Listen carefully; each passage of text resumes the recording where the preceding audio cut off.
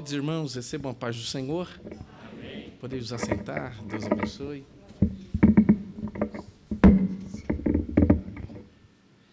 Queridos, é uma alegria podermos juntos estarmos unidos, e não apenas unidos e reunidos também, para glorificarmos a Deus, louvá-lo na beleza da sua eterna santidade e sermos, pelo Senhor, abençoados, não é? Mais uma vez, só em acordarmos, estarmos em pés, já é verdadeiramente uma grande alegria e satisfação, honra, e podermos estar na casa dele, reunidos como igreja de Deus, é uma outra grande honra e um grande privilégio, não é?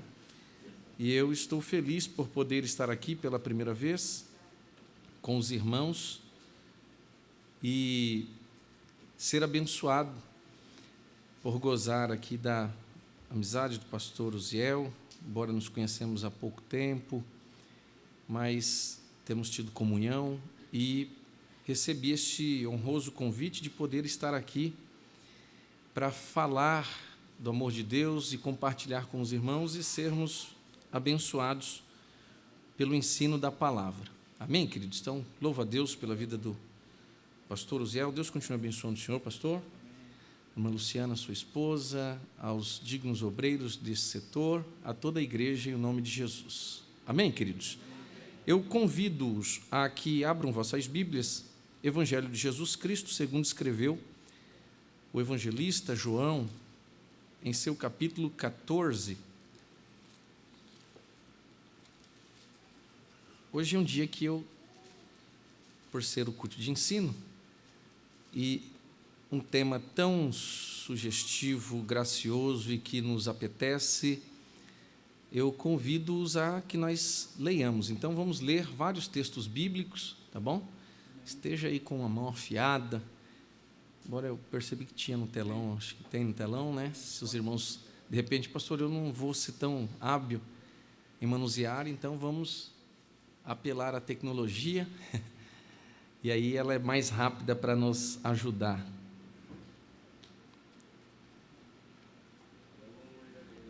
João 14, verso 1, 2 e 3 diz assim: não se turbe o vosso coração, credes em Deus, crede também em mim.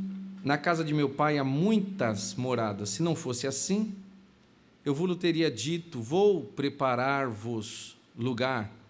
Quando for e vos preparar lugar, virei outra vez e vos levarei para mim mesmo, para que onde eu estiver, estejais vós também.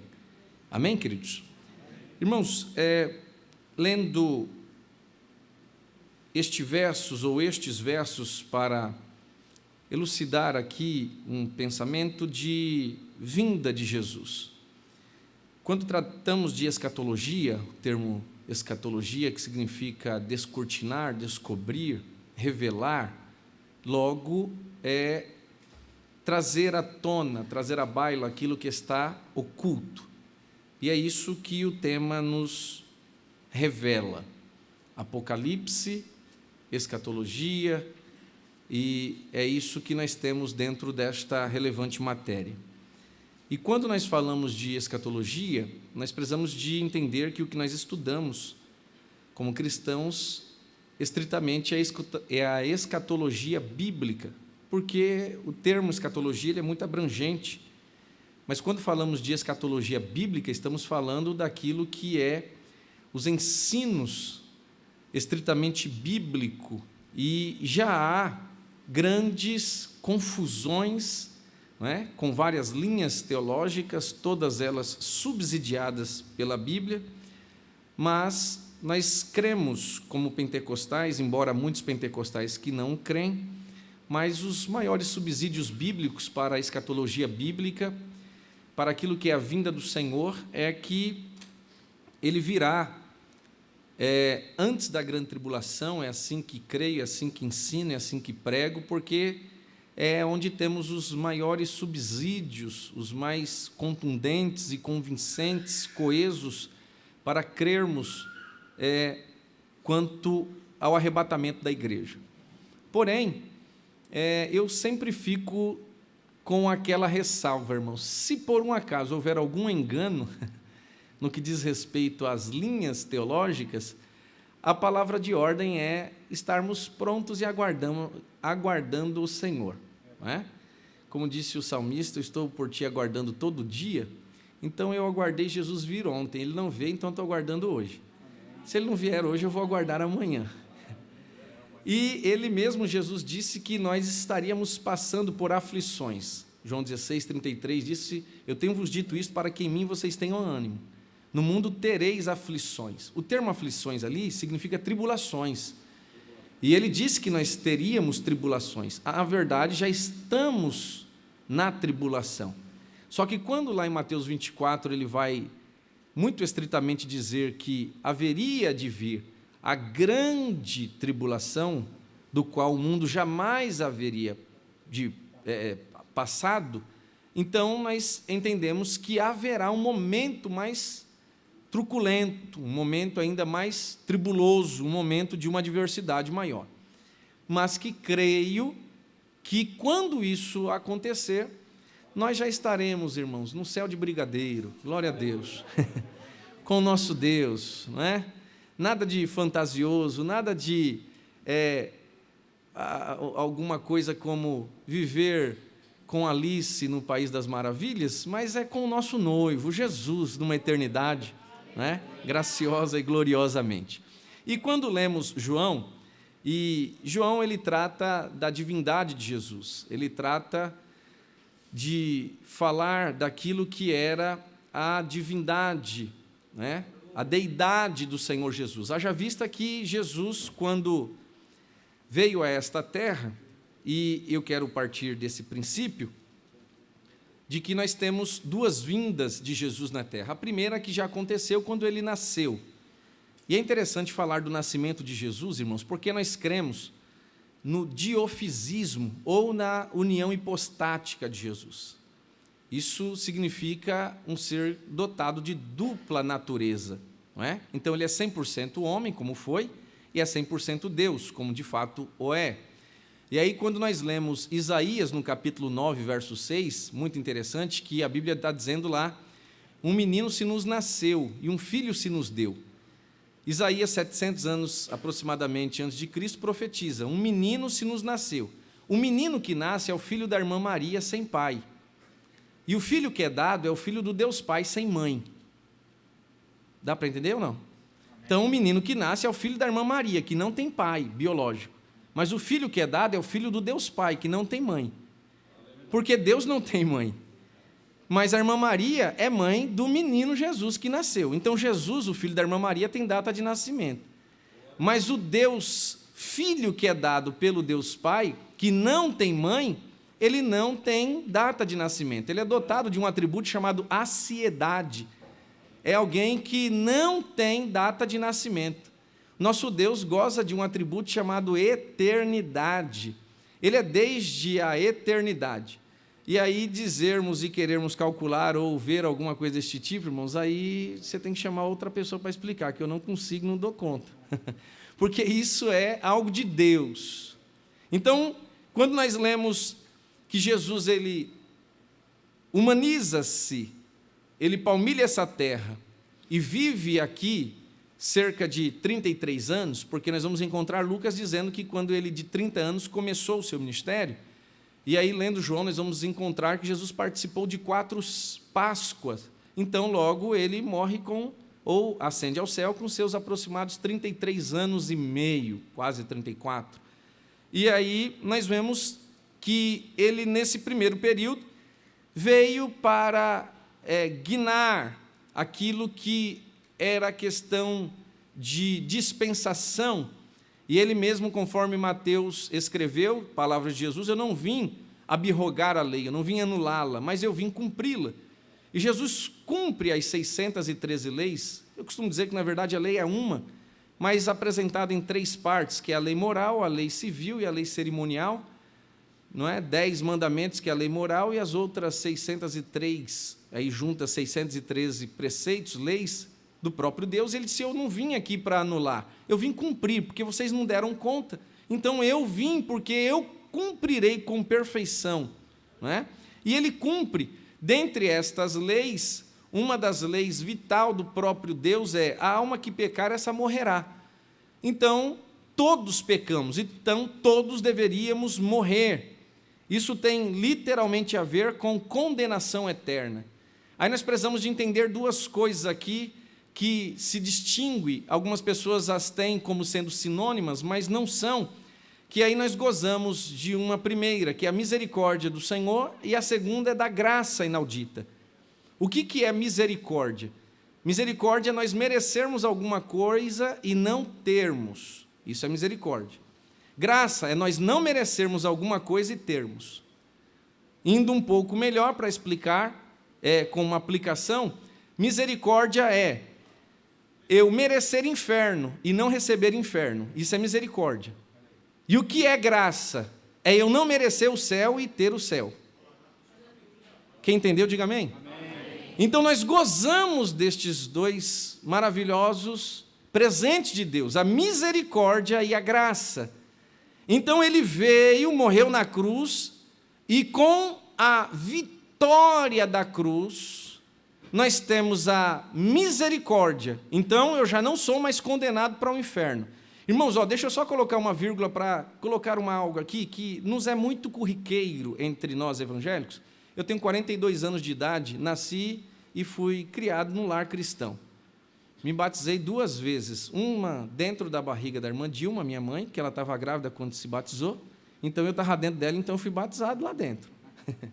E a segunda em 93, dia 7 de setembro, quando eu desci as águas batismais. E aí, vamos lá. Quando, então, eu ouço desde a minha tenridade algo como, por exemplo, nós nos encontramos na feira, no mercado, e aí, irmãos, paixão, tal. Tudo bem? Estou aqui, irmão, lutando para ir para o céu. Quem é que nunca ouviu isso ou nunca disse isso? Não se entrega, não, irmão, assim, só não faz mas tá bom. Estou lutando para ir para o céu. Irmão, para de lutar, então. Por quê? Salvação não tem a ver com você, tem a ver com Deus. Nós fomos pela misericórdia de Deus, por causa da morte vicária. O que é vicário? Substitutivo. A morte foi substitutiva. Se eu fosse para a cruz, eu não voltaria. E você também não. Nós iríamos cumprir apenas aquela lei de alma que pecar, essa morrerá. Pronto. Mas como Jesus veio, morreu, substituindo-nos, e a morte de cruz de Cristo é maravilhosa, mas a chancela da nossa salvação não está simplesmente na morte, mas na ressurreição. Então, quando Cristo vai para a cruz e substitui-nos, é a morte vicária, ele então rasgou a sentença que nos condenava. Então, eu já não sou um condenado, irmão, eu sou um ex-condenado. E ex-condenado só diz, glória a Deus, aleluia, não vou mais para o inferno, então eu gozo da misericórdia. Então eu não luto para ir para o céu, porque se eu fosse para o céu, porque luto, logo eu sou um vencedor e a salvação seria meritória. E a salvação não é merecimento, é graça, é o favor que eu recebo sem merecer. Então o céu não é meu lugar, mas o Senhor disse: é lá que eu te quero. Não é isso que nós lemos aqui? Eu fui preparar lugar e quando eu voltar eu vou levar você. Mas eu não quero ir, mas eu que quero. Eu escrevi seu nome no livro da vida e vem e acabou, pronto. Irmãos, está entendido isso aqui? Amém ou não? Amém. Ufa, ou não? Para quem estava lutando para ir para o céu até hoje. Então, pastor Zé, eu não consigo dizer que eu... Não, eu luto contra o Márcio que está aqui dentro, irmão, porque eu tenho um eu aqui dentro que ele é terrível. Inclusive, o meu maior inimigo não é Satanás. O meu maior inimigo não é o mundo. O meu maior inimigo não é você. O meu maior inimigo chama-se Márcio Lopes, sou eu mesmo. Todo dia eu tenho que matar ele e manter ele morto, porque se ele ressuscitar, ele faz um estrago. Pensa num cabrinha ruim. Agora eu olho para a cruz e falo como Paulo, eu me glorio na cruz de Cristo, eu já estou morto com Cristo, vivo não mais eu, mas Cristo vive em mim. A vida que eu vivo na carne, eu vivo para a glória de Deus, que me amou e se entregou por mim. E é por isso que eu rendo a Ele glórias e louvor eternamente. E entendo que eu vou para o céu, irmãos, e acabou. Satanás se morda e faz o que ele quiser, mas que eu vou para o céu, eu vou e pronto. Porque, irmão, está escrito aqui na minha testa, que nem para desviar eu presto. Amém, irmãos? E é assim que eu vejo em vocês. Então, Jesus veio para fazer isso na sua primeira vinda. E aí, quando ele, na sua primeira vinda, vem, e ele está para ascender ao céu, ele dá-nos essa promessa. Qual promessa? E quando eu for, verso 3, e vos preparar lugar, virei outra vez e vos levarei para mim mesmo, para que onde eu estiver, estejais vós também. É interessante que nós temos aqui, irmãos, uma terminologia que tem a ver com um particípio grego aqui, que é o auristo. E esse termo auristo é um tempo verbal que dentro do grego, que é quando foi escrito o Novo Testamento, nós não conseguimos decifrar e distinguir esse tempo.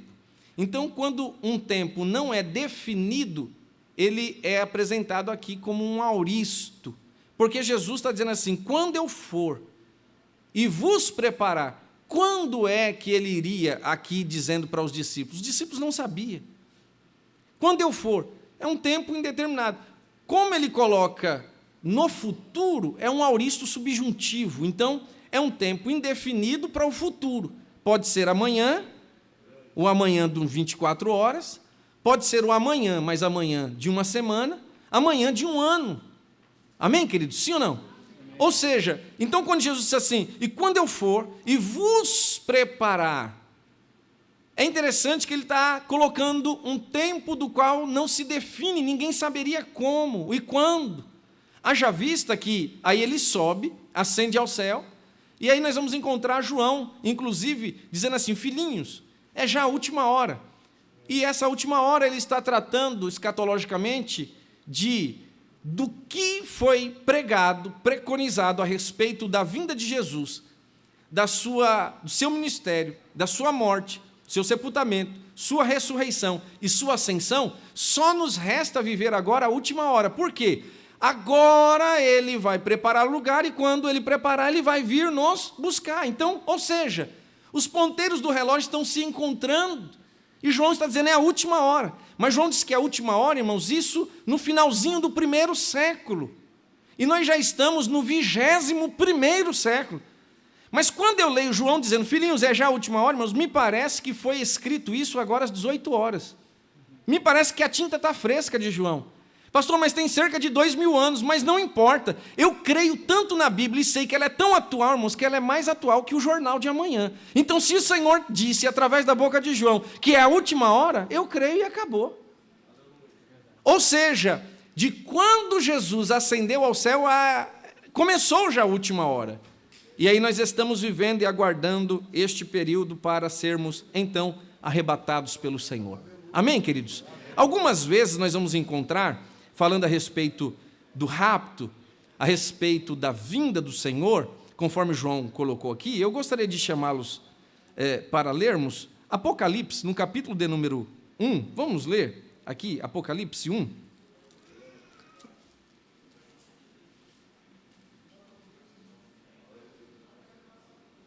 E o verso de número 7.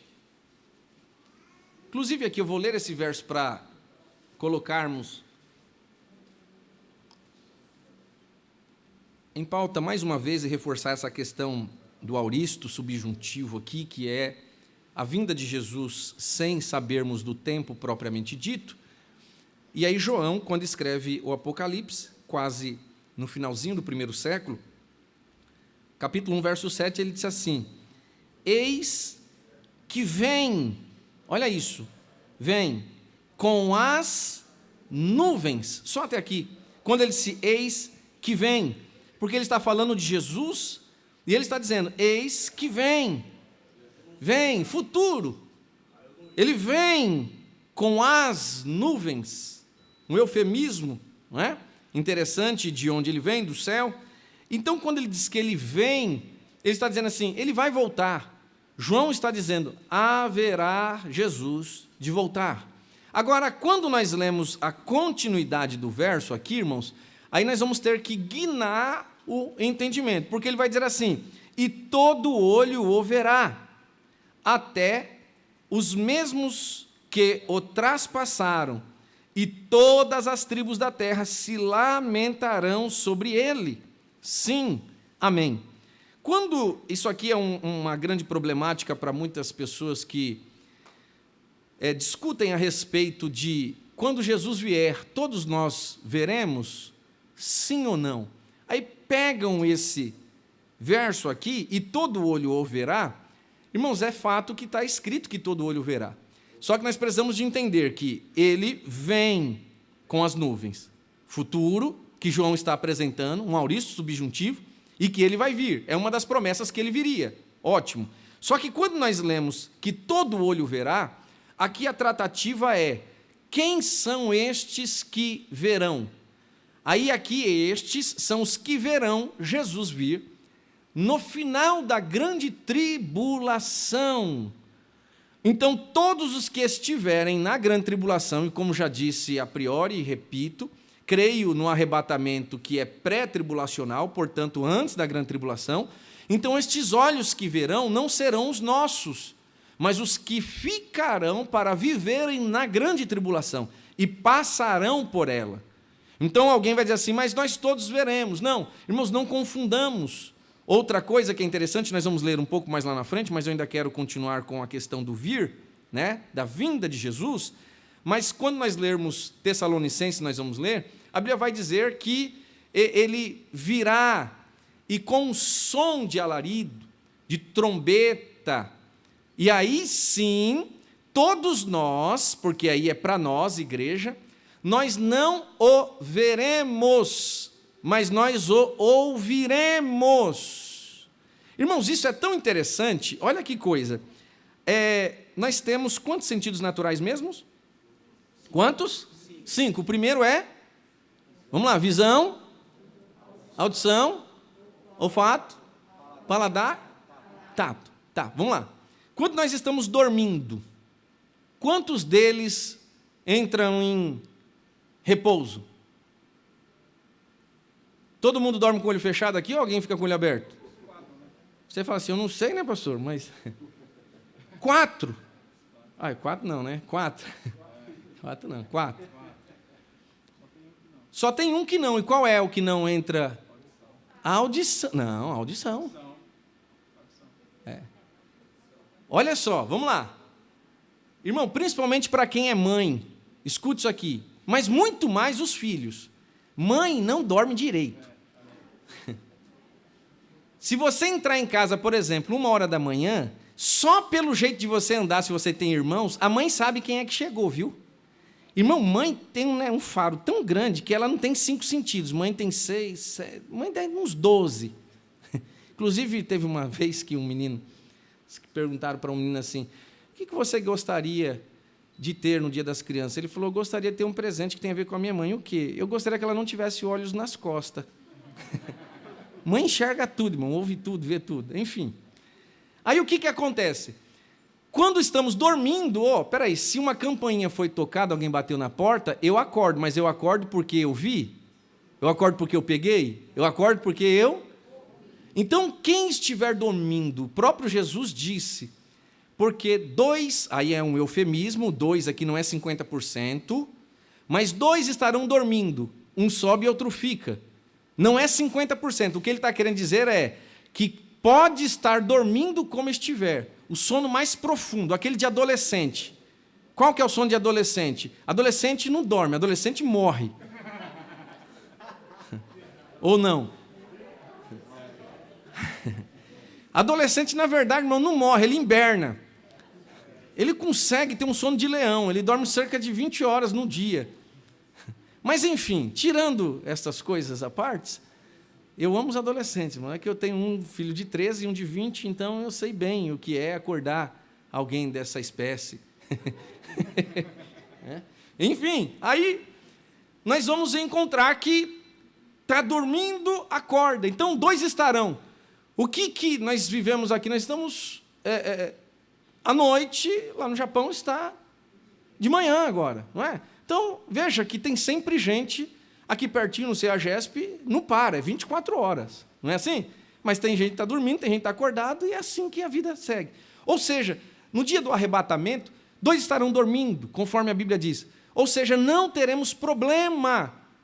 Irmãos, esteja dormindo, Deus vai raptar os seus, porque o nosso ouvido espiritual estará tão aguçado que o toque da trombeta, que é um eufemismo com o ato do chamamento, assim como Deus mandou fazer lá em Israel, no Antigo Testamento, Moisés construiu inclusive aí 2 trombetas, e vocês vão dar toques, sonidos compridos, intercalados, que tinha a ver com chamar o povo para a contagem, para a guerra, um encerramento de guerra, o acampamento se levantar, era algo tremendo. Então o Senhor usa essa metáfora de ante a última trombeta. Nós vamos ler. Pastor, mas essas trombetas têm a ver com as trombetas do Apocalipse? Não, porque lá serão trombetas que serão para quem estará na grande tribulação. Então a nossa última trombeta é como se é um desfecho daquilo que é ajuntar o povo, de chamar a congregação, conforme lá no Antigo Testamento era chamada a congregação de Israel, hoje nós somos a igreja de Cristo. Irmãos, e é interessante que eu nunca ouvi esse toque da trombeta, e você também não, mas nós não nos confundiremos. Olha isso. Pastor, mas e se eu estiver lá no Nordeste, estiver tomando um banho de mar? Irmão, você do jeito que tiver, vai, fica em paz. Você vai ouvir um soar. Pastor, e se eu estiver num submarino? Irmão, fique em paz. Estiver num voo, não é que você está mais perto, é que você vai se encontrar nas nuvens com a gente também, mas fica tranquilo, que de lá você ouvirá. Todos nós ouviremos. Então, todo olho que verá é para quem estiver na grande tribulação, ou seja, então nós ouviremos. Amém, queridos? Essa é uma situação. Mas vamos lá, Apocalipse capítulo de número 2, verso de número 25 ainda, só para colocarmos com firmeza essa questão de vinda do Senhor. Capítulo de número 2, verso de número 25, diz assim: mas o que tendes, retende-o até que eu venha. Ou seja, aqui é uma carta para a igreja de Tiatira, até que eu venha. Futuro, mais uma vez, quando? Não se sabe. Olha o capítulo de número 3, verso de número 3. Olha só, mais uma vez. 3:3. Lembra-te, pois, do que tens recebido e ouvido, e guarda-o, e arrepende-te. E se não vigiares, virei sobre ti como um ladrão, e não saberás a que horas sobre ti virei. Mais uma vez fala de vinda do Senhor. Olha o capítulo de número 3, o verso de número 11 ainda. Eis que venho sem demora. É assim que está escrito aí, irmãos? Sim. Eis que venho. Irmãos, veja que é tudo futuro. E o Senhor está dizendo, venho sem demora. Irmãos, já que eu estou nesse versículo aqui, não tem muito a ver com o nosso tema, mas é que isso me aguça, e se eu não falar, eu vou me sentir omitindo aqui alguma coisa. A parte B do verso é assim: guarda o que tens para que ninguém tome a tua coroa. Muitas pessoas interpretam esse texto de uma forma incorreta, dizendo que o que Jesus está mandando esta igreja aqui, que é a igreja de Filadélfia, guardar, seria guardar a salvação ou a coroa. Porque, inclusive, entra o termo coroa aqui. Na parte A, eis que cedo venho, ou eis que venho sem demora. Não é isso? Que é o que nós estamos tratando. Só que a parte B vai dizer, guarda o que tens para que ninguém tome a tua coroa. O que é que Jesus está mandando essa igreja, que é a igreja de Filadélfia, guardar? Guarda o que tens. O que ele está mandando guardar? Irmãos, é interessante que quando ele fala para guardar, olha o verso de número 8, um pouquinho antes. Olha o que ele diz à igreja de Filadélfia, verso 8. Eu sei as tuas o quê? Obras. Eis que diante de ti pus uma porta aberta e ninguém a pode fechar. Tendo o quê? Espera aí, o que essa igreja tem, irmãos? Pouca força. Vocês guardaram, guardaste a minha palavra e não negaste o meu nome. Então, quando ele diz assim, guarda o que tens, o que essa igreja tem? Pouca força. Aí você diz, pastor, estranho, mas é o que está aqui, irmão. Ele disse, o que vocês têm é pouca força. Irmãos, nós só somos alguma coisa porque Cristo nos ajuda, porque nós não somos nada. Ou alguém aqui é alguma coisa. Hã? É interessante, então guarda o que? A coroa, a salvação? Não, irmãos, porque isso não tem a ver comigo, mais uma vez. Eu não tenho que guardar o que eu ainda não tenho, que é a coroa. E eu não tenho como guardar a salvação, porque a salvação é dada, é presente.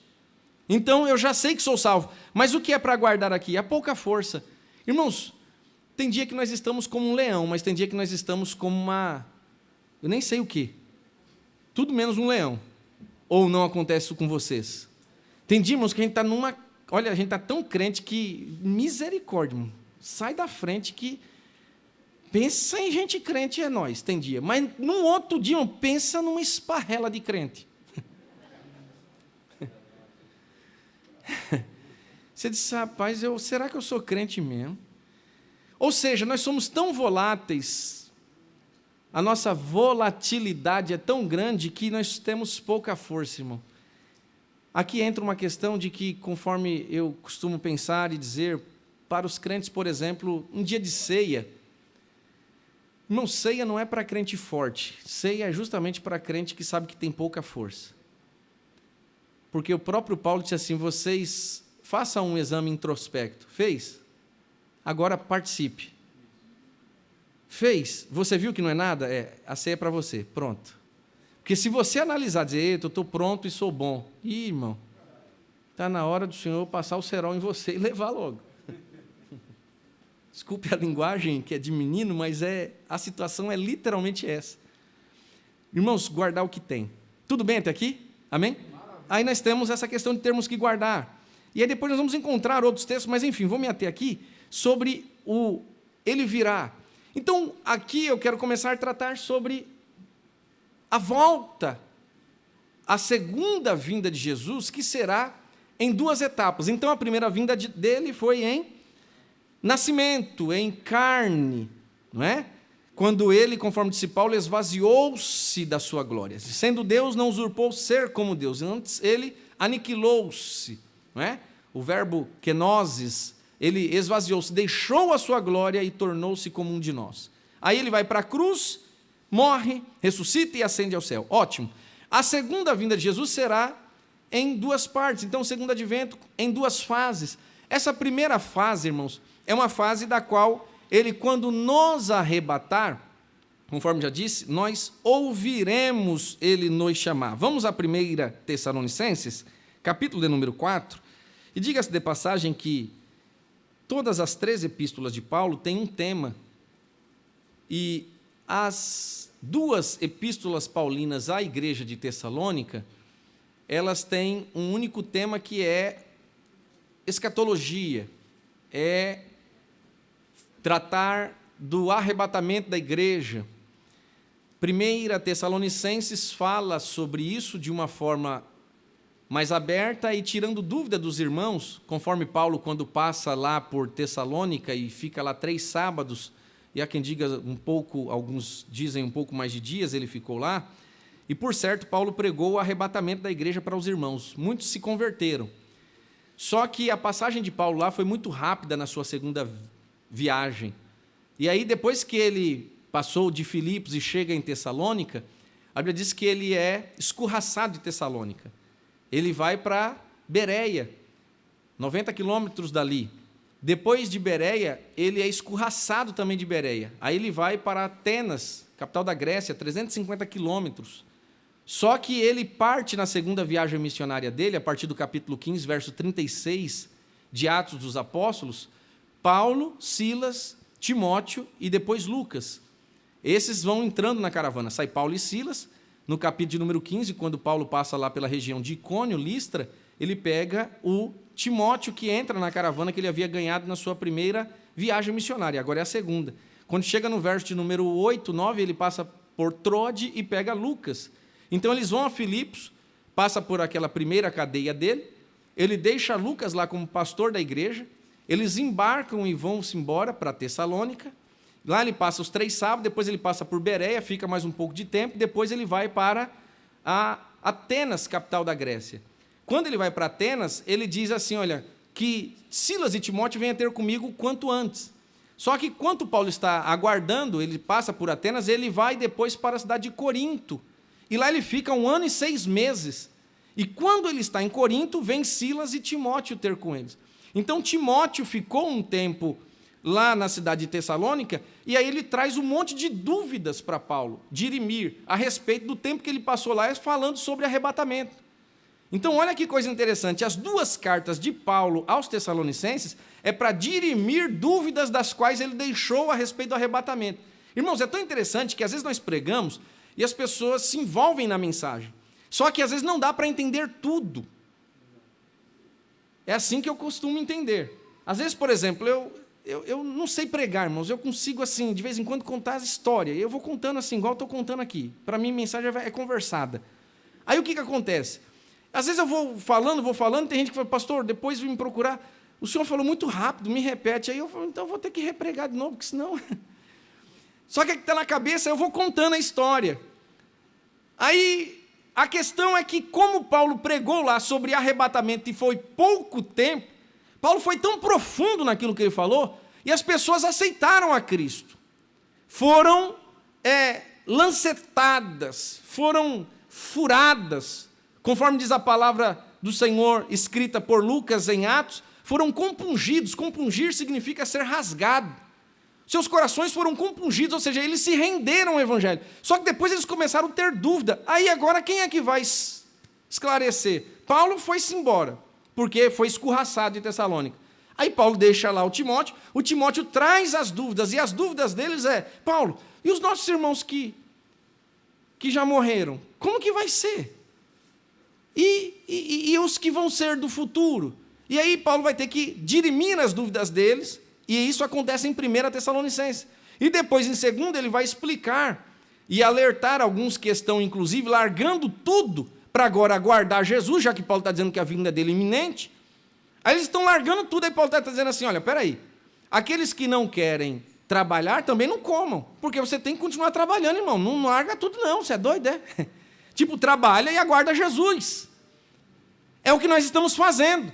Estamos trabalhando cotidianamente, mas com a mente ligada no céu, porque daqui a pouco pode soar a trombeta e nós vamos ser arrebatados. E aí ele vai falar a respeito, inclusive, sobre o anticristo que virá, e quando ele vier, a igreja será arrebatada. Tanto que ele vai dizer que só há um que consegue ainda detê-lo. E esse que consegue deter a atuação plena do anticristo é o Espírito Santo em conjunto com a igreja. Por que a gente sabe que Jesus ainda não veio? Porque o Espírito Santo está no meio de nós. Ou seja, quando a igreja for arrebatada, o Espírito Santo também sobe, mas ele não fica. E aí a gente ainda tem o Espírito Santo, que inclusive Jesus, em João 17, diz assim, eu vou rogar ao Pai para que ele envie outro Consolador para que esteja convosco. Esse outro é um termo grego, allos, que significa da mesma espécie, da mesma substância, com os mesmos atributos, que consola da mesma maneira. Olha que coisa. Porque Jesus é chamado por João de Consolador. O termo Consolador é advogado, aquele que está junto, aquele que chega com força, aquele que nos encoraja. Olha só. Então, quando ele está dizendo assim, eu vou mandar outro, é outro que vai fazer igualzinho o que eu faço. Só que Paulo, escrevendo aos Efésios, assim, vocês não entristeçam o Espírito Santo, porque ele está selado para o dia da vossa redenção. Não entristeça o Espírito Santo. Por quê? Porque ele é uma pessoa, ele não é uma força ativa, ele é um espírito que é santo, substantivo, com como que é? Um atributo, substantivo e um adjetivo. É um espírito que é santo. Ou seja, e é uma pessoa, então não entristeça.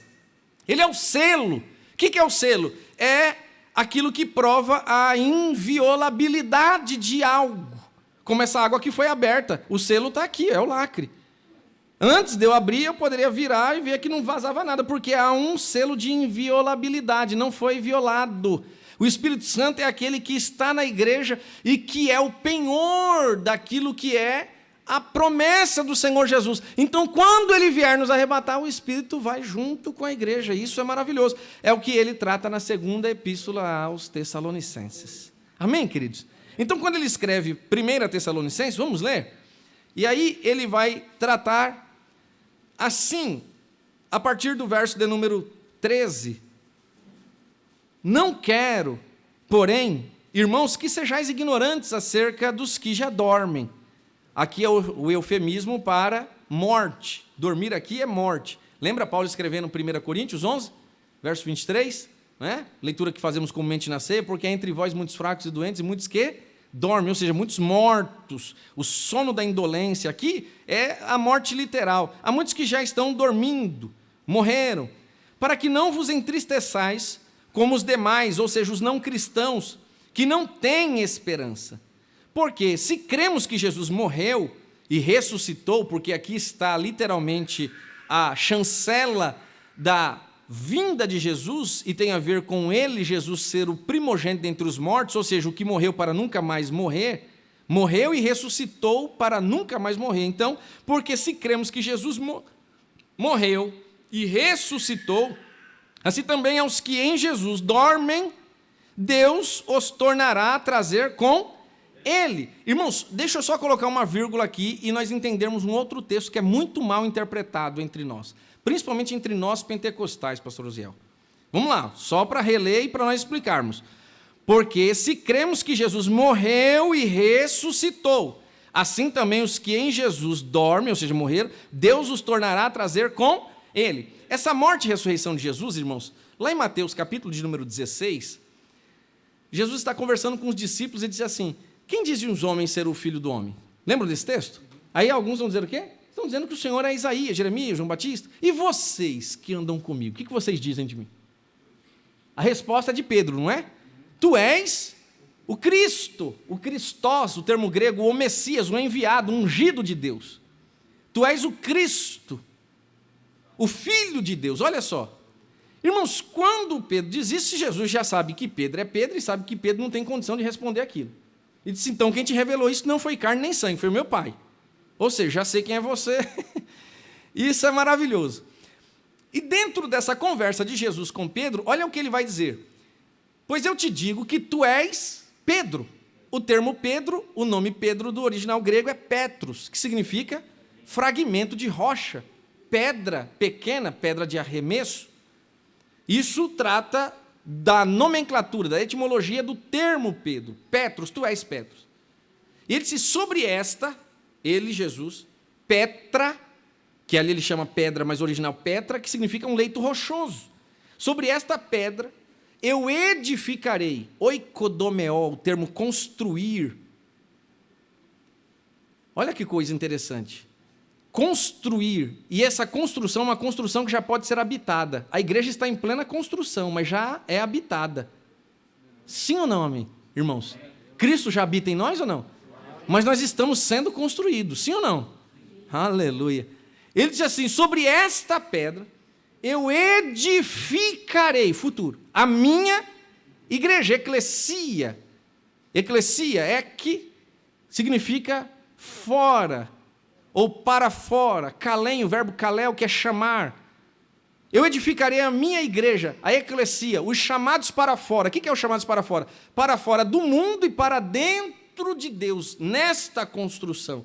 Então nós somos chamados para fora do mundo e para dentro de Deus. Olha que coisa linda. Sobre esta pedra, esse leito rochoso, eu edificarei, construirei a minha igreja. E as portas do inferno, inferno ali é Hades, que significa habitação dos mortos. Irmãos, é interessante que a Bíblia trata alguns termos para inferno, e a nossa Bíblia, na língua portuguesa, foi tratada apenas como inferno. Mas inferno pode ser Hades, inferno é o Geena, inferno é Tártaro, são termos gregos que aparecem, mas o Geena, que é o lago de enxofre, que arde em fogo, que será inaugurado e que será lançado Satanás e seus demônios, mas primeiramente o anticristo, a besta, e depois Satanás e seus demônios e todos os que praticaram a iniquidade, irmãos, ele não foi inaugurado ainda. Então, ou seja, não existe ninguém lá. Quando o Senhor está dizendo que ele edificará esta igreja sobre esta pedra, e as portas do Hades, ou seja, dos lugares dos mortos, não prevalecerão contra ela, ele está dizendo assim, eu, a pedra, vou para o lugar dos mortos. Mas o lugar da morte, dos mortos, não poderá prevalecer contra ela. Ela quem? A pedra. Não é a igreja. Porque quem foi para a morte foi a pedra. Por isso que eu disse lá atrás que a chancela da nossa salvação não está apenas na morte, mas na ressurreição. Então é por isso que ele é chamado, e Paulo diz assim, ele, Jesus, e se nós cremos que ele morreu e ressuscitou, todos que morreram nele também ressuscitarão. Por isso que ele é chamado de o primogênito dentre os mortos, porque ele morreu e ressuscitou para nunca mais morrer. Então ele está dizendo para Pedro, eu edificarei a minha igreja sobre esta pedra, porém eu vou para a morte, conforme disse João 16, ninguém pode me tirar a vida, mas eu a dou, e eu dou para depois tornar a tomá-la, porque eu posso, porque todo poder me é dado. Então ele vai para a morte, mas a morte não pode deter. Irmão, olha que coisa linda isso. Então as portas da morte não prevalecerão contra ela. Ela quem? A pedra que é Jesus. Agora, se Jesus é a base e nós estamos sendo construídos nele, eu te pergunto, Satanás pode ir contra a igreja? Claro que não, mas é porque a igreja é boa? Não, mas é porque ela tem um dono e porque ela está calcada numa pedra que não se remove.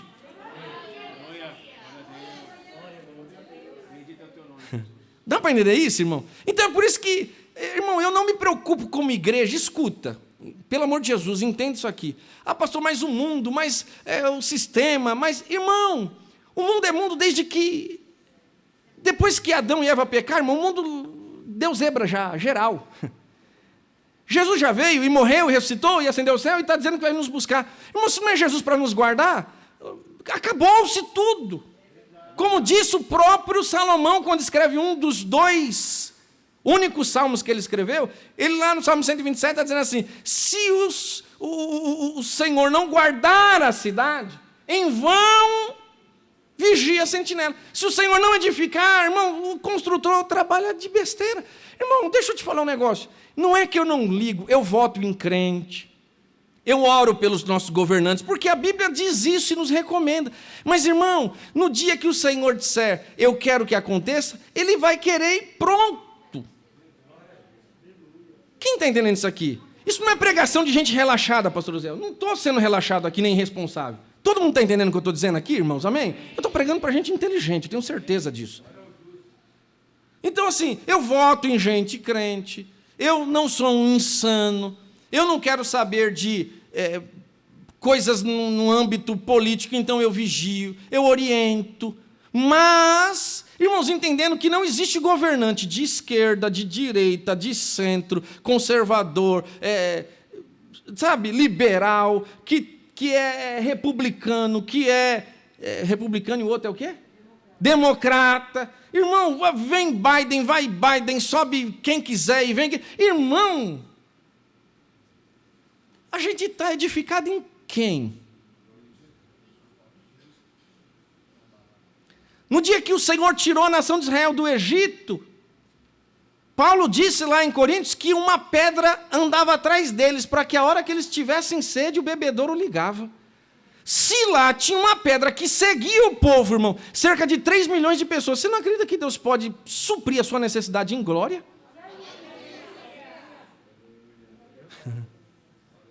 É que a gente anda tão preocupado, irmãos, achando que a gente é que vai mudar o mundo. Querido, deixa o mundo seguir o seu curso, seja crente, dê glória, aleluia, evangeliza e deixa Deus fazer o que Ele tiver de fazer. Amém ou não amém, irmãos? Amém. Não, amém não existe, é amém, né? Só. Não, amém não dá certo. Mas vamos lá, só lendo, que meu tempo já deu aqui, mas só para terminar a leitura, que eu não vou prosseguir mais. Mas o verso número 15 diz assim, dizemo-vos, pois isto, pela palavra do Senhor, que nós, olha como Paulo estava aguardando o arrebatamento para os seus dias, os que ficarmos vivos para a vinda do Senhor, não precederemos os que dormem, porque o mesmo Deus descerá do céu com alarido e com voz de arcanjo e com a trombeta de Deus, e os que morreram em Cristo ressuscitarão primeiro. Depois nós, mais uma vez, nós, os que ficarmos vivos, seremos arrebatados juntamente com Ele nas nuvens a encontrar o Senhor nos ares, e assim estaremos sempre com o Senhor. Portanto, olha isso, irmãos, olha o tipo de palavra que Paulo dá. Portanto, é uma conjunção conclusiva, sim ou não? Ele acaba de concluir um pensamento. Portanto, contudo, consolai-vos uns aos outros com estas palavras. Ou seja, irmão, está passando por uma luta, qual que é a palavra de consolação? Jesus vai nos arrebatar. Mulher, eu estou passando por uma luta lá em casa, palavra de consolação, Jesus vai vir te arrebatar. Não, eu não estou falando disso, mas é o que Paulo falou, irmão. Console uns aos outros com isso. Irmão, porque aqui no mundo é luta, é aflição. Se você sair dessa que você está, irmão, fica tranquilo, tem outra te esperando. Pelo menos é assim que eu vivo, desde que... Crente bom é crente com luta, irmão. Hã? Lembra de Paulo quando chega no terceiro céu, diz, Senhor, tenho aqui um problema, um espinho na carne, o Senhor disse, Paulo. Depois de 3 vezes, volta que você só é bom com esse trem aí. Se eu tirar, você fica ruim, crente. Ou não? Queridos, não dá mais para irmos, mas espero ter sido pertinente naquilo que é a palavra de Deus para uma introdução, e aí depois nós teremos mais outras oportunidades para falarmos aqui e continuarmos o assunto em nome de Jesus. Amém, queridos? Obrigado, pastor.